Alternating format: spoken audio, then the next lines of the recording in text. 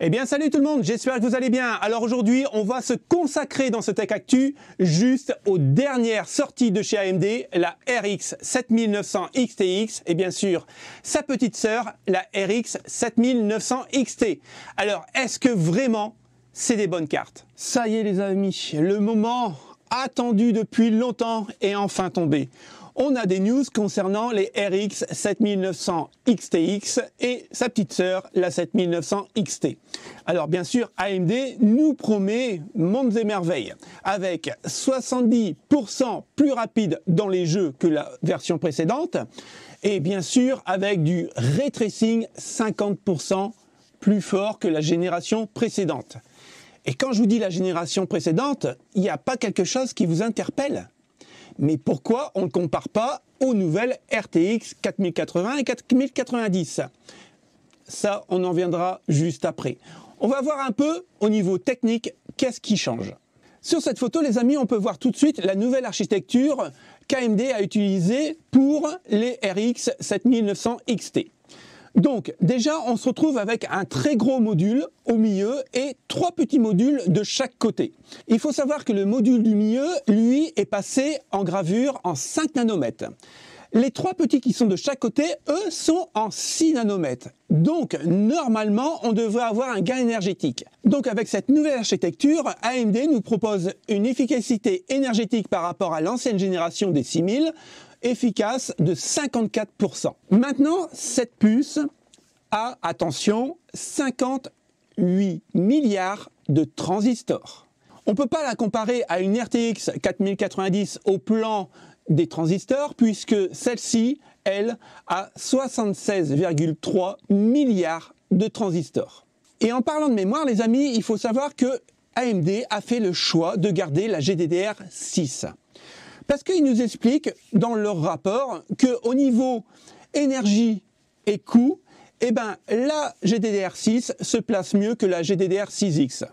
C'est-à-dire que s'ils avaient utilisé comme Nvidia la GDDR6X, le coût énergétique serait plus important, donc ça ne valait pas le coup. Et bien sûr, la carte aurait été beaucoup plus chère. Avec cette nouvelle architecture, on va avoir bien sûr des unités dédiées rien que pour le calcul des traitements de l'IA, donc il sera quand même beaucoup plus véloce. Et il ne faut pas oublier une chose les amis, c'est que Nvidia avait le monopole sur le ray tracing, maintenant c'est fini, puisque avec cette nouvelle génération de cartes graphiques, on aurait 50% de performance en plus par rapport à l'ancienne génération d'AMD, donc les RX 6000. Pour ma part, en ayant une 6800, au niveau ray tracing, j'étais pas déçu. Elle faisait moins bien qu'une RTX, bien sûr, mais c'était quand même là. Maintenant, sachez qu'on va voir 50% supplémentaires. J'ai hâte de tester. Maintenant, on va revenir un peu au spec de la RX 7900 XTX. Donc, on aura 96 CU.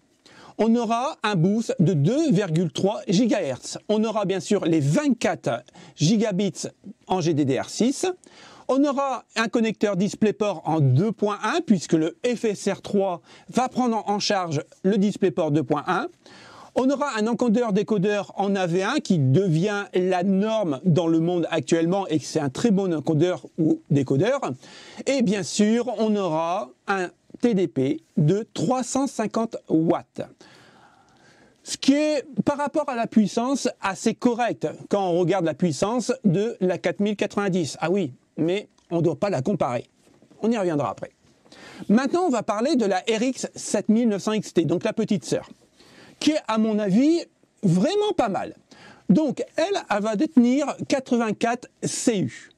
Elle va tourner à 2 GHz. Donc c'est 0,3 de moins que la grande sœur. On aura quand même une capacité en mémoire de 20 gigabits en GDDR6, toujours DisplayPort 2.1, encodeur-décodeur AV1, et on a une petite baisse de 55 watts, donc on va passer à 300 watts, ce qui est plutôt quand même raisonnable pour une carte de cette puissance. Ici, on se retrouve avec un tableau qui a été communiqué par AMD lors de la conférence de presse et on voit la RX 7900 XTX face à la RX 6950 XT. Et attention, ça tourne en 4K. Et on voit que cette nouvelle génération de cartes graphiques est quand même plus puissante que l'ancienne. En même temps, c'est tout à fait normal. En gros, elle est 1,7 fois plus puissante qu'une RX 6950 XT. Puisque sur Call of Duty Modern Warfare 2, on tourne à 1,5. Sur Watch Dogs Legion 1,5. Sur Cyberpunk 2077, qui je vous rappelle est un jeu quand même assez lourd, 1,7. Resident Evil Village avec le Ray Tracing d'activer 1,5. Pareil pour Metro Exodus qui est vraiment très très lourd à gérer, 1,5. Et sur Doom Eternal avec le Ray Tracing et bien sûr en 4K, 1,6. Donc on a quand même un bon gain de puissance. Et là les amis, on pourrait même envisager avec ces nouvelles cartes graphiques de chez AMD de jouer en 8K. Et là, si on regarde bien, on pourrait atteindre les 190 FPS en 8K Ultra WAD sur Call of Duty Modern Warfare 2. En sachant que le DisplayPort est limité à 1,4. Mais la carte, elle, peut gérer du 2,1. Imaginez le gain de puissance supplémentaire. En 8K, elle, on pourrait avoir un Assassin's Creed Valhalla avec 96 FPS. Ici, sur cette photo, on peut voir la différence de gabarit des deux nouvelles cartes de chez AMD. Donc, comme on peut remarquer, la XTX est légèrement plus longue que la XT. Mais on peut remarquer aussi qu'entre les deux cartes, l'épaisseur ne change pas. Donc cette fois-ci, on arrive sur un nouveau site, Tom Hardware. En gros, ça reprend exactement la même actualité qu'il y avait sur le premier site, à part à quelques différences. Mais comme vous pouvez voir aussi sur ce site, on ne compare pas les nouvelles générations d'AMD par rapport à Nvidia, mais on la compare toujours aux anciennes cartes. Mais on y reviendra. Mais ce qui est plutôt intéressant sur ce site, c'est vraiment le tableau ici. On a toutes les correspondances des nouvelles cartes graphiques d'AMD qui vont sortir prochainement. Donc on y retrouve bien les 7900 XTX avec la XT, qui est ici affichée au 13 décembre, donc pour les fêtes de Noël. Et en 2023, on va avoir une petite panel de nouvelles cartes. Donc on aura droit à la 7800 XT, bien sûr la déclinaison 500 XT, donc la 7800. On aura aussi droit à la 7700 XT et bien sûr à la 7600 XT. Pour la 7600 et la 7500 XT qui est vraiment l'entrée de gamme de chez AMD, malheureusement, comme vous pouvez voir sur le tableau ici, on n'a pas encore de date confirmée. Pour le reste, on sait que ça va arriver en 2023. Maintenant, regardez bien. Ce qui est vraiment intéressant, c'est qu'au niveau de la GDDR6, on a gardé toujours la GDDR6, il n'y a pas de 6X. Donc ça, c'est pas mal au niveau du coût. On est entre 18 et 20 Go. Donc, la 7800 XT, on aurait 16 Go. Ça ne change pas par rapport à la 6800. Moi, j'ai 16 Go sur la mienne. Par contre, pour la 7800, sans le XT, ça serait entre 12 voire 16 Go. Là, je comprends pas trop. Pour la 7700 XT, là par contre, on serait à 12 Go. Et pour le reste, ça serait 8 Go. Et vraiment pour l'entrée de gamme, on serait à 6 Go. Bon, encore une fois, on n'a pas les prix. Et malheureusement, on n'a pas vraiment les dates officielles. On sait que ça va sortir en 2023. Je pense que, pour moi, le 7600 et la 7500 XT devraient sortir à Noël 2023, mais pas avant. Bon les amis, en début de vidéo, je vous avais dit, il ne faut pas comparer les nouvelles cartes graphiques d'AMD avec les nouvelles cartes graphiques de chez Nvidia. Et pour moi, ça me paraissait quand même assez bizarre, puisque généralement, tout le monde fait ça. On va revenir là-dessus. Il y a PC World qui a interviewé Frank Azor de chez AMD, et il dit lui-même, en fait, donc c'est ici, je vous laisserai les liens en description, la RX 7900 XTX est conçue pour se mesurer à la 4080. Et nous n'avons pas de chiffre de benchmark sur la 4080. C'est la principale raison pour laquelle vous n'avez pas vu de comparaison avec Nvidia. La carte à 999 $, donc la XTX, n'est pas en concurrence avec la 4090 qui coûte 60% de plus.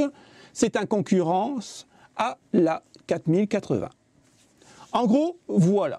La 4090 est sur un segment bien à part puisqu'elle coûte vraiment plus cher que les plus grosses cartes de chez AMD, donc il ne la compare pas. C'est un peu dommage. De toute façon, c'est vrai qu'on n'a pas les benches de la 4080, on ne sait vraiment pas à quoi s'attendre avec cette carte graphique. Maintenant qu'on a les benches de la RX 7900 XT, ça serait quand même dommage de passer à côté un benchmark entre la nouvelle AMD et la nouvelle, bien sûr, RTX 4090. Donc si on cherche un peu sur le net et on arrive directement sur les sites de Jingfo, eh ben, on a ici les tableaux. Et les tableaux, on va les voir ensemble. Ce qui est vraiment étonnant de la part d'AMD, c'est qu'ils ne veulent pas comparer la 4090 avec la nouvelle RX 7900 XTX. Mais quand vous regardez bien ce tableau, en bas à gauche, c'est marqué Data Source par AMD. Donc, on est sur Call of Duty Modern Warfare 2 et qui tourne en 4K. Et comme on peut voir, la 4090 à 139 FPS et la dernière de chez AMD, 133,5. Donc, en fait, on aurait, si on oublie la virgule, on aurait 6 FPS de moins. Maintenant, effectivement, si on la compare à la 3090 Ti, là, il y a une très grosse différence. Et bien sûr, à la 6950 XT, pareil, on a une belle différence de puissance. Sur le deuxième tableau, on est sur Cyberpunk 2077 en 4K. Encore une fois, c'est un jeu qui est très lourd pour les bécanes. Et encore une fois, AMD fait face à la RTX 4090. On est à 83,83 si on oublie la virgule avec les 0,3. Maintenant, il y a une belle différence aussi par rapport à la RTX 3090 Ti qui est à 55 FPS et bien sûr à la RX 6950 XT à 49 FPS. Et pour le dernier tableau, on est sur Watchdog en 4K. La RX 7900 XTX se fait légèrement dépasser par la 4090 mais de 9 FPS. Par contre, on a quand même une belle différence de FPS entre la RTX 3090 Ti et bien sûr entre la RX 6950 XT. Alors pourquoi AMD n'a pas comparé la RX 7900 XTX par rapport à la RTX 4090? Puisque au niveau performance, ils sont au coude à coude et en plus au niveau tarifaire, AMD explose tout le monde. Donc, pourquoi ne pas avoir écrasé Nvidia? Y a-t-il un accord commercial? Bon les amis, maintenant on va parler de la douloureuse. Donc on sait que les cartes vont sortir le 13 décembre. Mais à quel prix? La RX 7900 XTX va sortir à 999 $, donc en dessous des 1000 $. La RX 7900 XT, donc la petite sœur, va sortir à 899 $, donc 100 $ de moins. En sachant qu'en France, on est les rois de la fiscalité, puisqu'il faut remplir les caisses de l'État. Ah non, excusez-moi, c'est pour les hôpitaux. J'ai complètement oublié. Donc, il faut s'attendre à un prix environ de 1200, voire peut-être 1300 €. C'est quand même conséquent. Maintenant, c'est quand même beaucoup moins cher qu'une RTX 4090, voire d'une 4080, pour une puissance quand même affichée. Donc, je pense que là, AMD frappe un grand coup. Pourtant, je vous avais dit encore une fois la semaine dernière que je ne savais pas quoi penser d'AMD. S'ils avaient un bon produit, qu'ils cachaient parce que voilà, c'était vraiment très performant, ou alors ils avaient un mauvais produit et qu'ils cachaient parce qu'ils savaient que c'était un mauvais produit. Mais là, je dois dire, chapeau bas, AMD, vous avez fait du super boulot. Donc, actuellement, quand on réfléchit bien, pourquoi acheter les nouvelles RTX? En sachant que les RX font aussi bien, mais pour beaucoup moins cher. La deuxième question qu'il faut se poser avant d'acheter ce genre de carte graphique, c'est celle-ci. A-t-on vraiment besoin de toute cette puissance?